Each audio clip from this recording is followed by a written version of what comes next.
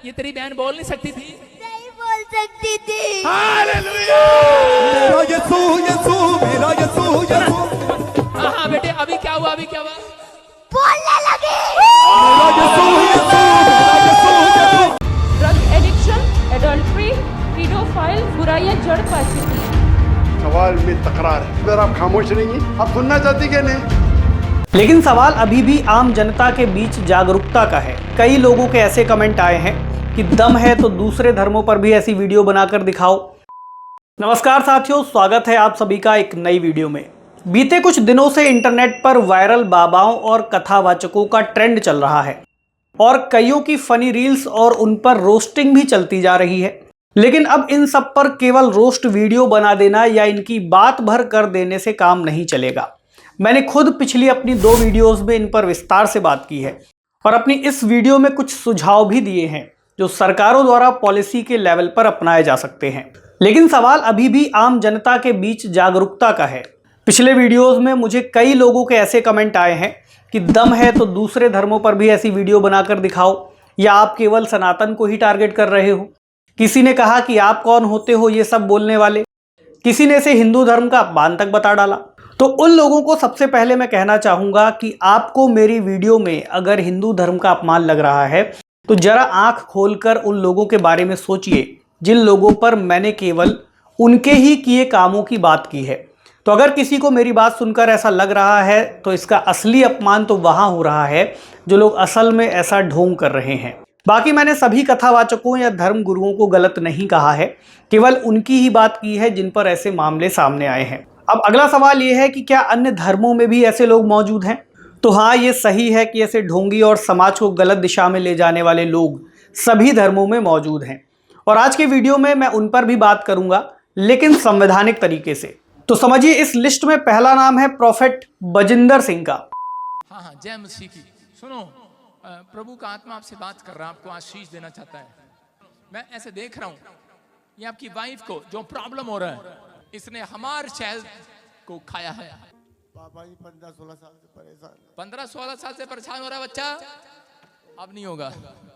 बस बस बस, चल, फ्री हो जाए, फ्री फ्री यीशु के नाम में। हालेलुया। ताली ताली ताली ताली बजाओ, उसकी महिमा रूसेगा। ताली ताली ताली ताली ताली बजाओ, उसकी महिमा रूसेगा। यीशु यीशु। आज यीशु मसीह मूड बना के आया है।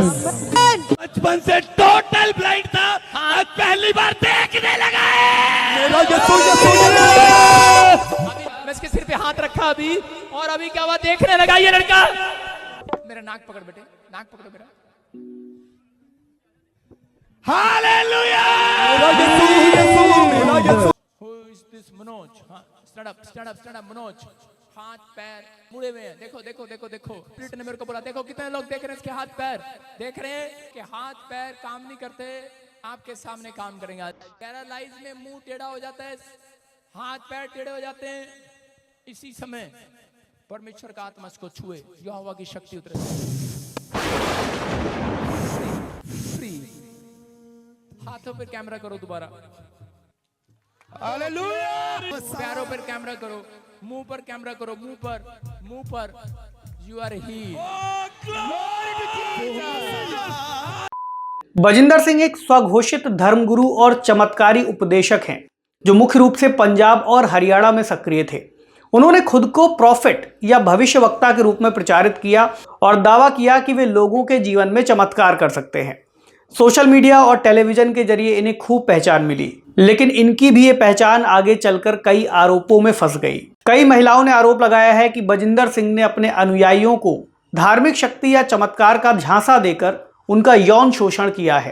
पंजाब पुलिस ने खुद को आध्यात्मिक गुरु बताने वाले बजिंदर सिंह को दिल्ली एयरपोर्ट से गिरफ्तार किया है। बजिंदर पर एक महिला के रेप का आरोप है। महिला ने आरोप लगाते हुए पुलिस में शिकायत की थी। बजिंदर सिंह ने उसके साथ रेप कर वीडियो बनाई और फिर उसे वायरल करने की धमकी देकर कई बार बलात्कार किया। बजिंदर चमत्कार से लोगों के इलाज का दावा करता था। YouTube और Facebook पर बजिंदर के चमत्कार के कई वीडियो मौजूद हैं। पुलिस के मुताबिक बजिंदर सिंह कई लड़कियों को अपना शिकार बना चुका है। यीशु की सेवा के नाम पर अपने अनुयायियों से मजदूरी कराता था। इसके साथ ही कुछ ऐसी तस्वीरें भी सामने आई हैं जिससे बजिंदर की महंगी गाड़ियों के शौक के बारे में पता चलता है। इसके अलावा उनके द्वारा चलाए गए धार्मिक आयोजनों में फॉलोअर्स से बहुत सारा पैसा इकट्ठा किया जाता था। बजिंदर सिंह पर आरोप है कि उन्होंने लोगों को चमत्कारी इलाज और समस्याओं के समाधान का दावा करके ठगा है। उनके प्रचार केंद्र पर गैर कानूनी गतिविधियों और फॉलोअर्स को जबरदस्ती रोकने के आरोप लगे। इसके बाद बजिंदर सिंह को गिरफ्तार किया। गिरफ्तारी के बाद उनके आश्रम और अन्य केंद्रों की तलाशी ली गई, जहां से संदिग्ध दस्तावेज और अवैध संपत्ति के कई सबूत बरामद हुए। अब इन पर कई धाराओं में मुकदमे दर्ज किए गए हैं, जिसमें यौन शोषण, धोखाधड़ी और धार्मिक भावनाएं आहत करने से जुड़े मामले शामिल हैं। प्रॉफिट बजिंदर सिंह का मामला दिखाता है कि कैसे कुछ लोग धर्म और चमत्कार के नाम पर मासूम लोगों को धोखा देते हैं। इसी कड़ी में अगला नाम है जाकिर नायक का। ड्रग एडिक्शन, एडल्ट्री, पीडोफाइल बुराइयां जड़ पा चुकी हैं। सवाल में तकरार है, अगर आप खामोश रहेंगी, आप सुनना चाहती क्या नहीं? हमारे इलाके में तमाम लोग बहुत रिलीजियस और यानी उनका सोशल कंडक्ट जो है वो भी रिलीजियस बेस पे है। बट सर मेरा क्वेश्चन यहाँ पे ये है, क्या रीज़न हो सकती है कि सर वहाँ पे drug addiction, adultery, paedophiles and बुराइयां जड़ पा चुकी हैं? रीज़न क्या बता सकते हैं कि वहाँ पे सोसाइटी क्यों कोलैप्स हो रही है एंड हमारे उलमा इनको कॉल आउट क्यों नहीं करते, स्पेसिफिकली पीडोफाइल्स को? आपने जो सवाल किया मेरे हिसाब से कॉन्ट्रडिक्शन है। आपने कहा मेरा माशरा बहुत इस्लामिक है और मेरे माशरे में पीडोफाइल है, दोनों में टकरार है। कोई भी इस्लामिक माहौल में पीडोफाइल हो ही नहीं सकता, ये मुमकिन ही नहीं है। बहुत इस्लामिक को चोरी कर रहा है, मुमकिन ही नहीं है। आपको मानना पड़ेगा आपके सवाल में खता है, पहले बार या दूसरे बार। तो जाकिर नायक के ये सारे वीडियोस आपने कभी ना कभी रील्स और फीड पर देखे होंगे। जाकिर नायक एक विवादास्पद इस्लामिक प्रचारक और इस्लामिक रिसर्च फाउंडेशन के संस्थापक हैं। ये इस्लाम पर दिए गए अपने भाषणों के जरिए फेमस हुए, लेकिन इनके विचार और भाषण अक्सर कट्टरता और विवाद का विषय रहे। उनके भाषणों पर कट्टरता और आतंकवादी गतिविधियों को प्रेरित करने का आरोप है। 2016 में ढाका में हुए आतंकी हमले के आरोपितों ने कहा था कि वे उनके भाषणों से प्रभावित थे। इसके अलावा इनके संगठन पर अवैध फंडिंग और मनी लॉन्ड्रिंग के भी आरोप लगे हैं। वर्तमान में जाकिर नायक भारत से फरार होकर मलेशिया में शरण लिए हुए हैं। भारत ने उसके खिलाफ नोटिस जारी किया है और उसके संगठन IRF पर प्रतिबंध लगा दिया है। वहीं मलेशिया सरकार ने उसके सार्वजनिक भाषणों पर भी रोक लगा रखी है। कि आपने भगोड़े की बात की, वो हमारे यहाँ पे कानूनी सिस्टम में उनके आरोपी हैं और कानून द्वारा घोषित भगोड़ा हैं। हमने मलेशिया के साथ उनके एक्सट्रेडिशन की बात उठाई है, कोशिश कर रहे हैं। हमने कतर के साथ भी इस मामले को उठाया है। हम उनसे भारत में न्याय का सामना करने के लिए सभी आवश्यक स्टेप्स कदम उठाने की जारी रखेंगे। यहाँ पे हमारे जो कानूनी न्याय सिस्टम में उनको आना चाहिए वापस, और उसके लिए जो भी हमें स्टेप्स लेना है वो हम ले रहे हैं। इसमें अगला नाम है केरल के पादरी फ्रैंको मुलक्कल का। फ्रैंको मुलक्कल कैथोलिक चर्च के बिशप थे। उनकी छवि चर्च में प्रभावशाली और एक सम्मानित व्यक्ति की थी, लेकिन एक नन ने उनके खिलाफ गंभीर आरोप लगाए। नन जो कि चर्च में ही काम करती हैं, उनका आरोप है कि बिशप फ्रैंको ने 2014 से 2016 तक उनका बार बार यौन शोषण किया। फ्रैंको मुलक्कल को 2018 में गिरफ्तार किया गया, लेकिन बाद में उन्हें जमानत पर रिहा कर दिया गया। बाद में जनवरी 2022 में निचली अदालत ने सबूतों के अभाव में उन्हें बरी कर दिया। हालांकि ये मामला अभी हाई कोर्ट में लंबित है। इसी तरह एक संस्था है मिशनरीज ऑफ चैरिटी, जिसे मदर टेरेसा ने स्थापित किया था। यह संस्था पूरे भारत और दुनिया भर में चर्चित हुई और मदर टेरेसा को उनके कार्यों के लिए नोबेल पुरस्कार भी मिला। यह संस्था गरीबों और असहायों की मदद करने के लिए जानी जाती है।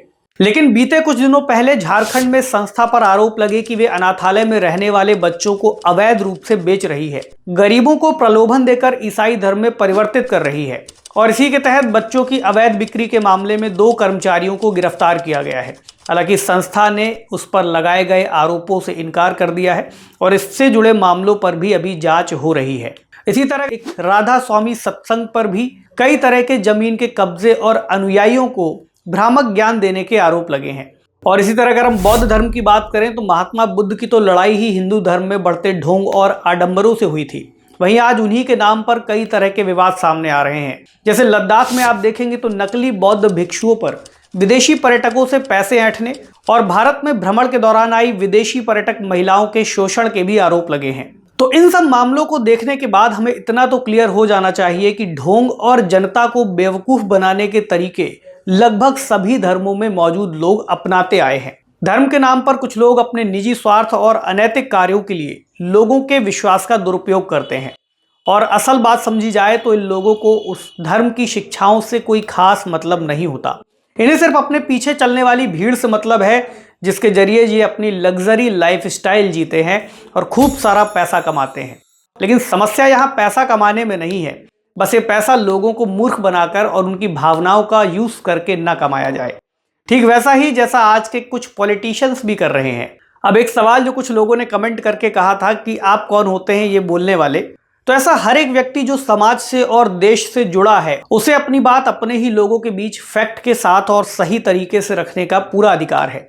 और ये हम सबकी जिम्मेदारी भी है कि हम खुद समाज के बीच वैज्ञानिक अप्रोच और नॉलेज को बढ़ाने और हमारी संस्कृति को संरक्षित रखने का प्रयास करें। और ये अधिकार हमें भारतीय संविधान के फंडामेंटल राइट्स और फंडामेंटल ड्यूटीज से मिलते हैं। फंडामेंटल राइट्स का आर्टिकल 19 फ्रीडम ऑफ स्पीच की बात करता है, तो वही फंडामेंटल ड्यूटीज के आर्टिकल 51 AE, AF और AH को देखा जा सकता है, जो सभी धर्म या भाषा के भेदभाव के बिना समाज के सभी लोगों के बीच भाईचारा बढ़ाने, महिलाओं का सम्मान करने और वैज्ञानिक सोच को बढ़ाने की बात करते हैं। तो ये तो हुई मेरे राइट्स की बात। अब कुछ लोगों का ये भी कहना था कि जैसे आपके राइट्स हैं वैसे संविधान में इन लोगों के भी राइट्स हैं। तो ये बात सही है, राइट्स तो उनके भी हैं, तो चलो उन्हें ही समझ लेते हैं। संविधान के आर्टिकल 25 से 28 तक right to freedom of religion यानी धर्म की स्वतंत्रता का अधिकार दिया गया है। जहां आर्टिकल 25 किसी भी धर्म को मानने, उसे प्रैक्टिस करने और उसका प्रचार करने का अधिकार देता है, तो वहीं आर्टिकल 26 धार्मिक कामों को अपने तरीके से मैनेज करने की फ्रीडम देता है।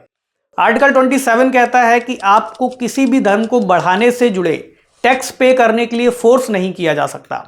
और आर्टिकल 28 कुछ शिक्षण संस्थाओं यानी एजुकेशनल इंस्टीट्यूशंस में धार्मिक शिक्षा या रिलीजियस वर्शिप के नियम फ्रेम करता है। लेकिन संविधान में दिए इन अधिकारों को हम सही तरह से तभी समझ सकते हैं जब हम संविधान में ही दिए अपने कर्तव्यों को भी समझें, यानी धर्म की आड़ में किसी को बेवकूफ़ ना बनाएं, लोगों के बीच सांप्रदायिकता और नफरत ना फैलाएं, किसी को नीचा ना दिखाएं और सभी धर्मों और सबकी आस्था का सम्मान करें।